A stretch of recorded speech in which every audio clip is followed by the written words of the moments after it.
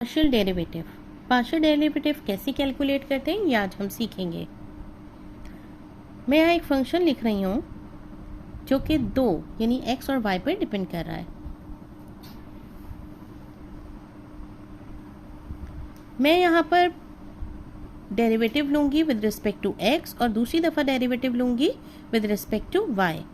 तो देखिए, अगर हम पहले with respect to x derivative लेते हैं तो यहाँ पर जो फंक्शन है, जो पहली टर्म है, उसमें देखिए 4x³ x के अलावा जितनी टर्म्स होंगी वो सारी की सारी हमारे पास एज ए कांस्टेंट जो है वो कंसीडर की जाएंगी। मैं यहाँ फंक्शन राइट साइड पर एक्स्ट्रा लिख रही हूँ 4x³y²। 4 और y² तो मेरे पास कांस्टेंट हो गया। अब 4 और y² को तो मैं एज इट इज कॉपी कर दूंगी, मगर x³ क्योंकि विद रिस्पेक्ट टू x ले रही हूँ तो इसका डेरिवेटिव हो जाएगा 3x²। और फिर हम इसको सिंप्लीफाइड फॉर्म में 12x² y² लिख सकते हैं। इसको हम लेफ्ट साइड पर लिख लेते हैं 12x² y², ये फर्स्ट टर्म का डेरिवेटिव है। नेक्स्ट टर्म है मेरे पास y/x²।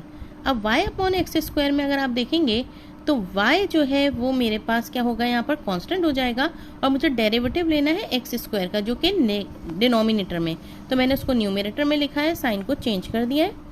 अब जब मैं इस टर्म का डेरिवेटिव लूँगी तो y तो वैसे का वैसे ही रहेगा, x की पावर -2 है, इसका डेरिवेटिव लिखेंगे तो सबसे पहले आपको पता है पावर बेस में आती है, -2 हो जाएगा और पावर में से 1 सब्ट्रैक्ट करना पड़ता है, यानी -2 -1, तो -2 -1 -3 होता है, लेकिन हम डिनोमिनेटर में शिफ्ट करेंगे तो +3।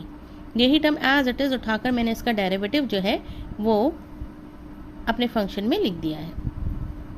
-4y है नेक्स्ट टर्म, यहाँ पर x मौजूद ही नहीं है, यानी कि एक कांस्टेंट नंबर है। -4y एक कांस्टेंट नंबर है, 7 हो 8 हो 3 हो, कोई भी एक कांस्टेंट नंबर हो तो उसका डेरिवेटिव क्या होता है, 0 हो जाता है। तो कोई भी कांस्टेंट नंबर का डेरिवेटिव 0 होता है, इसलिए टर्म मेरे पास 0 हो गई है। सिमिलरली नेक्स्ट लिखा हुआ है -x⁻7, तो इसका डेरिवेटिव आपको पता है 7x⁻6। अब मैं डेरिवेटिव लूँगी विद रिस्पेक्ट टू y। अब जब मैं with respect to y differentiate करूँगी तो देखिए पहली वाली जो टर्म है उसमें जो x है अब वो कांस्टेंट कंसीडर होगा, और जो y² है उसका हम उसको डिफ्रेंशिएट करेंगे। तो 4x³ जो मेरे पास टर्म है वो बेसिकली हो गई कांस्टेंट, और y² का मैं लेने लगी हूँ डेरिवेटिव। y² का डेरिवेटिव आपको पता है 2y हो जाएगा, तो 4x³ इंटू 2y, और इसका आंसर आ जाएगा 8x³ वो यहाँ पर पुट कर लेते हैं पहले हम। उसके बाद नेक्स्ट जो मेरे पास टर्म है वो है y/x²। y/x² में देखें x² अब मेरे पास कांस्टेंट टर्म होगी 1/x², ठीक है, और y जो है उसका मुझे डिफ्रेंशिएट करना है उसको, तो y का डेरिवेटिव 1 होगा और ये x 1/x² कांस्टेंट वैल्यू वैसे की वैसी कॉपी हो जाएगी। नेक्स्ट मेरे पास टर्म है -4y, इसका डेरिवेटिव आपको पता है -4, और x की पावर 7 का डेरिवेटिव नहीं होगा यहाँ पर, क्यों, क्योंकि वो कांस्टेंट कंसीडर किया जाएगा। नेक्स्ट क्वेश्चन आपके सामने मैं लिखती हूँ जो कि 3 उस वेरिएबल्स पर डिपेंड कर रहा है, x, y और z पर। यहाँ पर एक फंक्शन लिख लेते हैं।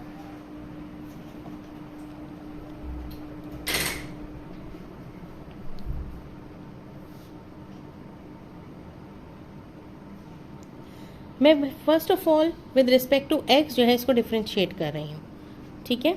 तो पहली टर्म का डेरिवेटिव देखिए क्या हो जाएगा, विद रिस्पेक्ट टू x कर रहे हैं तो ये 2 3 6x हो जाएगा, और y एक कांस्टेंट वैल्यू है तो ये आ जाएगा 6xy। सेकंड में देखिए x मौजूद ही नहीं है, ये लिखा हुआ है e⁻z और y²। ये पता है आपको कि पूरी एक कांस्टेंट टर्म है क्योंकि इसमें x मौजूद ही नहीं है, तो इसका मतलब है इसका डेरिवेटिव हो गया 0। सिमिलरली जो नेक्स्ट टर्म है वो भी z³ है, तो ये इसमें भी x मौजूद नहीं है, इसका मतलब है इसका भी डेरिवेटिव क्या हो जाएगा 0। और 7y में भी x मौजूद नहीं है तो इसका भी डेरिवेटिव, यानी तीनों टर्म्स में x चूँकि मौजूद नहीं है तो इसका डेरिवेटिव हो जाएगा 0। अब xz है तो xz में देखिए ये तो मेरे पास कॉन्स्टेंट वैल्यू है, x का डेरिवेटिव यही 6x हो तो आप क्या लिखेंगे 6, 7x हो तो आप क्या लिखेंगे 7। इसी तरह यहाँ पर xz है तो इसका मतलब इसका डेरिवेटिव क्या हो जाएगा z, तो मैं यहाँ पर लिख देती हूँ z। अब मैं इसको डिफ्रेंशिएट कर रही हूँ फंक्शन को विद रिस्पेक्ट टू y। तो पहली टर्म में आप देखेंगे कि y मौजूद है, तो y का जो डेरिवेटिव आएगा वो 1 होगा, और 3x² जो वो एक ऐसा कांस्टेंट जो है वो यहाँ पर हम कंसीडर करेंगे। सेकेंड टर्म में देखिए EZY²। अब EZ जो है वो तो एक कांस्टेंट है, और y² का डेरिवेटिव क्या हो जाएगा 2y। तो मैंने यहाँ पर बिल्कुल उसी तरह से लिख लिया है 2e⁻z और y। सिमिलरली थर्ड जो टर्म है वो z³ है, आपको पता है उसमें कांस्टेंट जो है वो कांस्टेंट कंसीडर की जाएगी क्योंकि उसमें y मौजूद नहीं है। उसके बाद जो नेक्स्ट टर्म है वो है -7y। -7y का डेरिवेटिव आपको पता है -7 है, और लास्ट जो टर्म है xz उसका डेरिवेटिव भी आपको पता है कि वो कांस्टेंट हो जाएगी।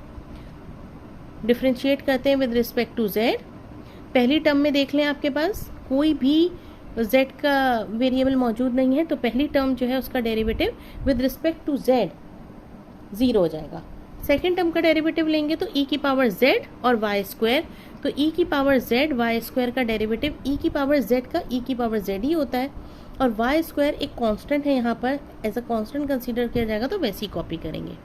नेक्स्ट टर्म देखिए +z³, तो z³ का डेरिवेटिव होता है 3z²।